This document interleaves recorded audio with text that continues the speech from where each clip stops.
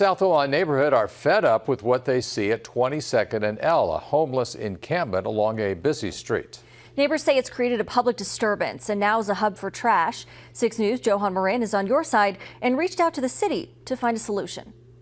All the items and trash you see around me are what many neighbors in this area have to deal with every single day, whether that's driving by or walking near this sidewalk.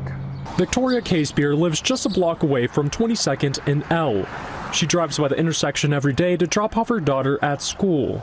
One time we were driving by and there was somebody defecating on the sidewalk. She also notices empty bottles, furniture, and discarded food pile up every day. It's not only South Omaha, it's downtown Omaha, it's North Omaha, and you don't see many homeless people in West Omaha. 6 News turned to the city homeless coordinator, Tamara Dwyer. She told us she's been keeping an eye on the property for weeks. Like I told you, it had been in process with outreach, connecting with folks and trying to locate people that are staying here. She's working to clean up this area and find a place for people staying overnight to call home.